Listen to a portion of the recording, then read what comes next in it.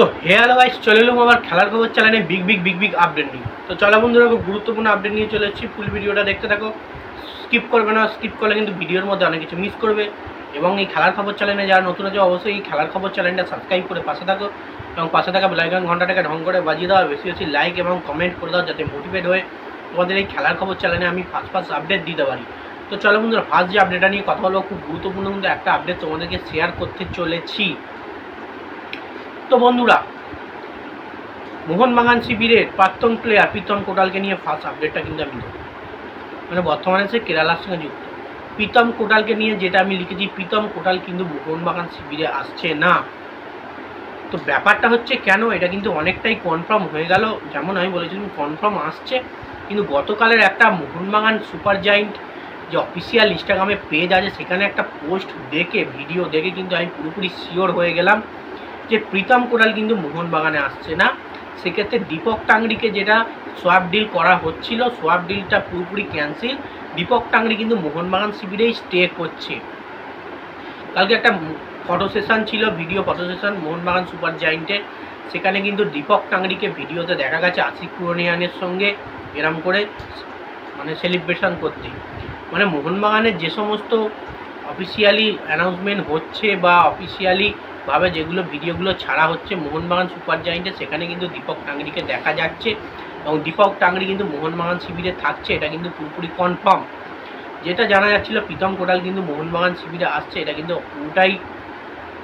পুরোটাই আমাদেরকে ভুল প্রমাণিত করে দিয়েছে। প্রীতম কোটাল কিন্তু মোহনবাগান শিবিরে আসছে না, এবং মোহনবাগান ডিফেন্স কি হবে জানি না। এবং দীপক টাংরিকে আমি আগেও জানিয়েছিলাম, এর আগে অনেক ভিডিও জানিয়েছিলাম, দীপক টাংরিকে কিন্তু মোহনবাগান শিবির খুব একটা ছাড়তে রাজি নয় কোনো রকমভাবে। কারণ দীপক টাংরি এমন একটা প্লেয়ার, অপোনেন্টকে সবসময় বিভ্রান্ত করে রাখে, এবং সেই কারণে কিন্তু মোহনবাগান প্রচুর পরিমাণে জয় পেয়েছে। তো সেক্ষেত্রে দীপক টাংরি মোহনবাগানে ছাড়ছে না, এটা কিন্তু পুরোপুরি কনফার্ম হয়ে গেল। এবং প্রীতম কোটাল কিন্তু মোহনবাগান শিবিরে আসছে না, এটাও কিন্তু অনেকটাই কনফার্ম হয়ে গেল। এবং এবার যে আপডেটটা দেবো মোহনবাগান শিবিরে, সেটাকে ডিফেন্সের জায়গাটা মানে আনোয়ার আলীর জায়গাটা কে নির্ভরতা যোগাবে, ভরসা যোগাবে, একজন যা কোনো একজনকে চাই। তো সেক্ষেত্রে নামটা আবার উঠে আসছে দিব্যেন্দু বিশ্বাস, মানে দিব্যেন্দু বিশ্বাসকে নিয়ে। মোহনবাগান শিবির কিন্তু মোহনবাগান ডিফেন্সে কিন্তু ভরসা করতে পারে দিব্যেন্দু বিশ্বাসকে। অবশ্যই দিব্যেন্দু বিশ্বাস আমাদের ভরসা জুগিয়েছে, অনেক খেলায় আমাদের পারফরমেন্স দিয়ে দেখিয়েছে। তো যেহেতু সে জায়গায় আর কোনো প্লেয়ারে আসার কোনো রকম চান্স নেই, তো যে আছে তাকে নিয়ে কিন্তু ভালো রকমভাবে ডিফেন্সটা সাজাতে হবে। এদিকে সুভাশিস বোস থাকবে, তার সঙ্গে এদিকে অবশ্যই প্রথম 11-এ মানে ফার্স্ট 11-এ কিন্তু চান্স দিতে হবে দিব্যেন্দু বিশ্বাসকে। দিব্যেন্দু বিশ্বাস কিন্তু একটা দুর্দান্ত ডিফেন্সিভ প্লেয়ার, অসাধারণ ডিফেন্স করে। হয়তো জুনিয়র প্লেয়ার, হয়তো তাকে চান্স দিলে কিন্তু সে অবশ্যই খেলতে খেলতে আরও ওভার কনফিডেন্স হয়ে উঠবে। এবং এর আগের বারে আইএসএলে কিন্তু আমরা দেখেছি দিব্যেন্দু বিশ্বাস অসাধারণ পারফরমেন্স দিয়ে কিন্তু মোহনবাগান শিবিরকে অনেক ম্যাচ জিতিয়েছে এবং ডিফেন্সে বল আটকেছে। যাই হোক, দিব্যেন্দু বিশ্বাসকে চান্স দিয়ে দেখতে পারে মোহনবাগান শিবির এবং মোহনবাগান কোচ জোসে মলিনা। তো এবার যে আপডেটটা নিয়ে কথা বলবো, এটা কিন্তু গুরুত্বপূর্ণ একটা আপডেট।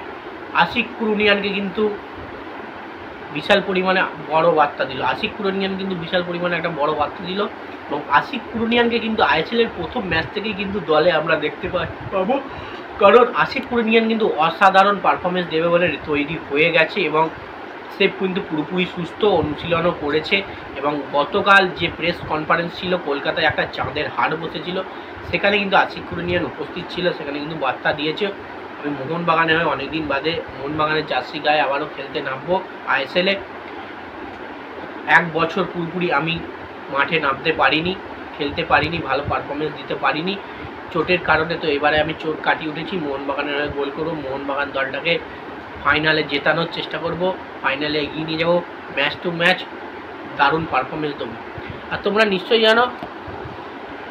জানো আশিক কুরনিয়ান কিন্তু অসাধারণ একটা সাইড ব্যাক প্লেয়ার, দুর্দান্ত বল ক্রসিং করে, মানে লিস্টন কোলাসও যে জায়গায় খেলায়। এবং লিস্টন কোলাস ও মনবীর সিং, এই দুটো প্লেয়ারের মধ্যে একটা প্লেয়ার কিন্তু অল্টারনেট করে খেলাতে পারবে, অবশ্যই রেস পাবে। আর লিস্টন কোলাস ও মনবীর সিং কন্টিনিউ খেলে যায় 90 মিনিট, তাদেরকে চেঞ্জ করার জায়গা হয় না, তাদেরকে চেঞ্জ করতে গেলে তুলে কিন্তু ডিফেন্সের কোনো প্লেয়ার বা মিডফিল্ডের কোনো প্লেয়ার কিন্তু নামাতে হয়। তো সেক্ষেত্রে অবশ্যই একটা চান্স এসে গেছে, লিস্টন কোলাসো বা মনমিত সিং যে কোনো কেউ যদি চোট পায় হালকা করে বা কারোর খেলা ভালো হচ্ছে না, সে জায়গায় কিন্তু তুলে নিয়ে আশিক পুরনিয়ানকে নামাতে পারবে। তো যাই হোক বন্ধুরা, ভিডিওটা আজ এইটুকুই, ভালো লাগলে লাইক করেন, সাবস্ক্রাইব করে পাশে থাকো। চলো বন্ধুরা, বাই, নেক্সট ভিডিও আবার দেখা হচ্ছে।